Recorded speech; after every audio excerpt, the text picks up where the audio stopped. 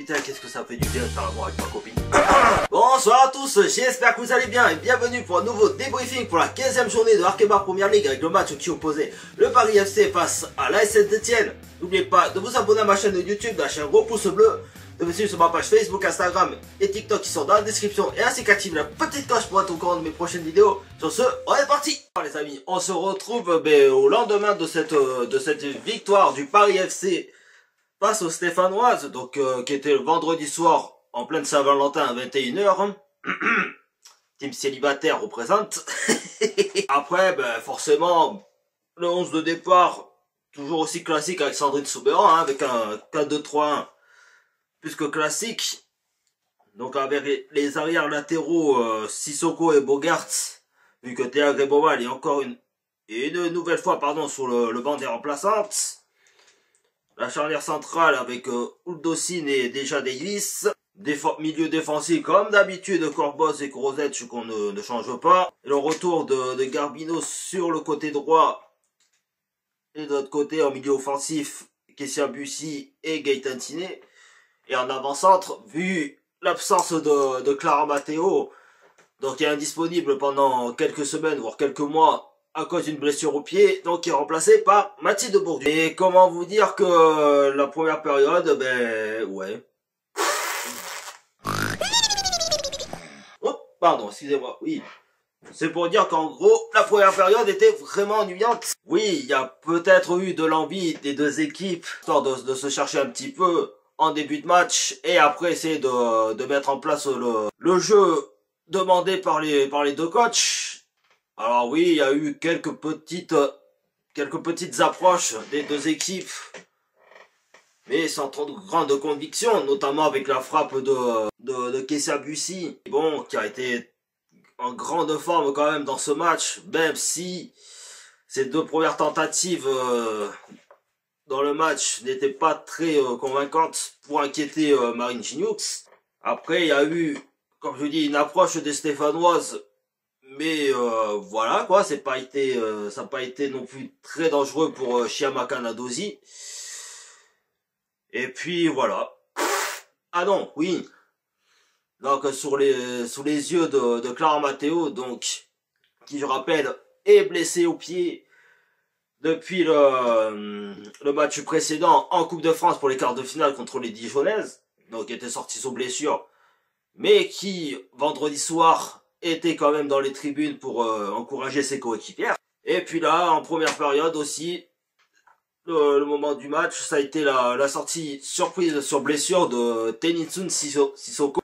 Alors franchement, quand on voit l'action de jeu, ça paraît totalement anodin parce que, alors oui, d'un côté il y a eu faute de la Stéphanoise qui retenait le bras de Selina Uldocin, mais en même temps, Tenitsun Sissoko qui a voulu défendre justement pour éviter l'approche des Stéphanoises, et bien apparemment elle s'est claquée, elle a eu une petite gêne musculaire qui a fait qu'elle est restée au sol pendant quelques minutes avant d'être évacuée du terrain.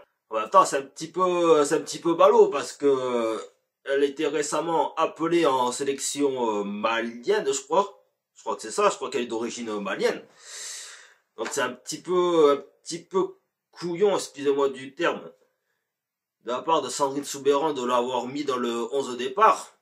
Moi j'aurais plus opté pour la préserver justement pour qu'elle parte jouer avec sa sélection. Mais bon, c'est comme ça, je pense que elle aurait dû mettre Théa Greboval dans le 11 de départ. Mais bon, ça malheureusement c'est les choix de Sandrine Souberan, on peut rien y faire. J'espère que la blessure n'est pas trop grave pour Tenitsun Sissoko, mais bon rétablissement à elle quand même. Puis voilà, comment résumer la première période, c'est tout simple, voilà, il y a eu des petites blessures, il y a eu beaucoup d'arrêts de jeu à cause des joueuses au sol. Sinon, en termes d'occasion, ça a été très très pauvre, quoi. Et en deuxième période, réellement remercie Maël Garbino d'avoir débloqué la situation après 3 minutes de jeu. Donc sur une frappe totalement anodin de Maël Garbino. Donc avec une action de jeu totalement anodine, avec une Maëlle Garbino dans son rôle de finisseuse, touchée par Marine Gignoux, mais qui a finalement fini au fond des filets, même si Morgane Belkiter a essayé de sauver le ballon, qui malheureusement avait dépassé la ligne. Et franchement, pour une deuxième période un peu mieux développée et un peu plus réussite pour le Paris FC, je trouve ça cool. Parce que, ouais, donc un quart d'heure plus tard, donc il y a Maëlle Garbino qui inscrit un doublé dans ce match. Bon, là, l'action est plus que classique. Et puis après l'heure de jeu, donc à la 72e et 76e minute, bon, je vais pas vous cacher que j'ai pas pu voir les deux derniers buts de Mathilde Bourdieu et de Kessia Bussy. Parce que voilà, je regardais le match sur un site de... Voilà, pour ne pas éveiller les soupçons. Mais j'avais quand même un VPN pour regarder le match. Mais sinon, voilà, hein, comme je dis, ça confirme déjà la très bonne année 2025 qui se profile pour le Paris FC, toute compétition confondue. Je pense que malgré l'absence de Clara Matteo pendant une période, on ne sait pas combien de temps encore, enfin, on va dire, faut être un petit peu plus poussé les approches offensives, mais je pense que elles peuvent quand même empocher les 3 points sur chaque match. Bon, contre l'Olympique Lyonnais, ça va être compliqué, mais franchement, ça reste correct. Notamment, ben là, après, contre le FC Nantes, ça peut être correct, même si le match aller, il y a eu match. Mais je pense que cette année 2025 va être formidable.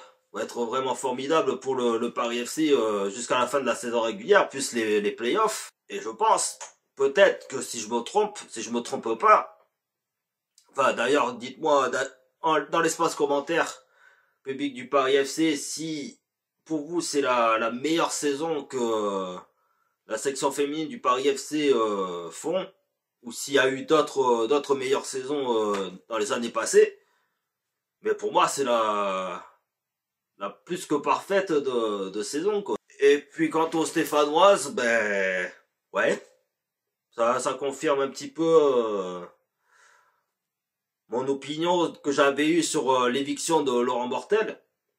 Alors bon, après voilà, comme je dis, on va pas rentrer plus dans les détails de ce qui s'est passé pour cette éviction. Parce que ce qui est au vestiaire reste au vestiaire. Mais franchement, entre l'avant-éviction de Laurent Mortel et 2 matchs après l'éviction, ben, j'ai pas vu une équipe de Saint-Etienne qui avait envie de se battre. Enfin, peut-être en première période, où justement elles ont empêché les Parisiennes de développer leur jeu et de se créer des occasions, même si de leur côté les occasions étaient vraiment dégueulasses, enfin dégueulasses. Voilà, je veux pas trop développer le terme. Mais en deuxième période, dès l'ouverture du score de Maëlle Garbino, eh bien on les a sentis vraiment très très secoués, quoi. Et comme je dis, est-ce que ce serait pas le début du karma qui va s'abattre sur les Stéphanoises? Peut-être. Les résultats, oui, sont assez négatifs depuis cette sévère défaite contre l'Olympique Lyonnais, où elle s'était pris un 11-0 dans la figure.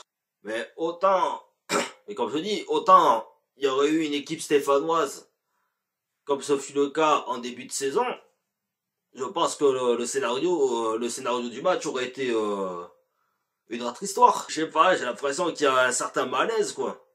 Alors oui, c'est sûr que la situation de leur homologue masculin est assez complexe aussi en Ligue 1, vu qu'ils sont en place de barragistes, je crois, un truc comme ça. Enfin, ils sont en bas du classement, en quelque sorte.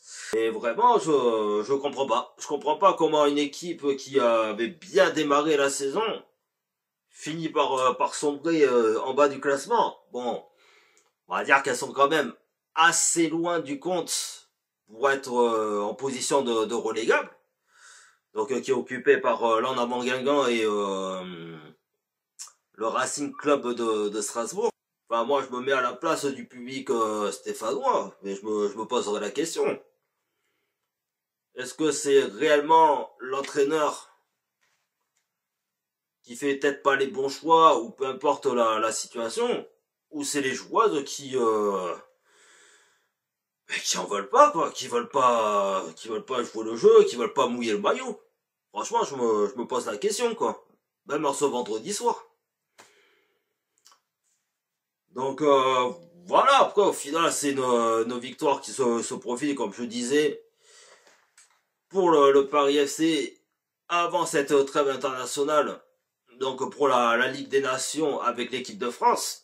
D'ailleurs, voilà, félicitations aux joueuses sélectionnées pour cette Ligue des Nations, donc que ce soit Kessia Bussy, Lou Bogarts et Melwen Ndongala.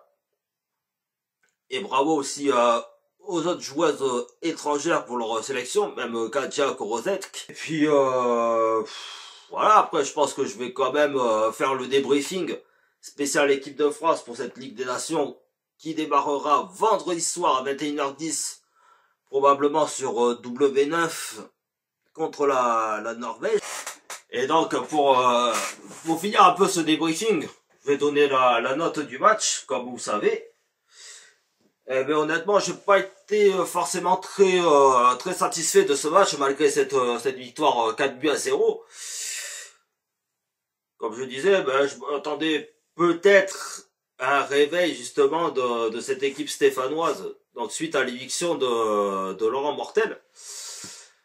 Donc j'avoue que la note par rapport au match contre Dijon, elle baisse un petit peu, quoi. Je mettrai à 5, attendez, je sais pas si vous voyez bien, donc à 5,5 sur 10. Donc dites-moi dans l'espace commentaire la note du match pour vous. Et puis voilà.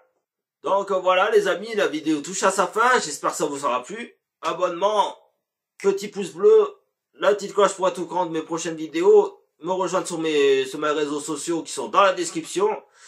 Donc là, ben, je vais essayer de vous sortir un petit gameplay sur l'émulateur avant vendredi soir, donc contre la Norvège pour le premier match de Ligue des Nations. Sur ce, ben, bonnes vacances à tous. Ciao ciao.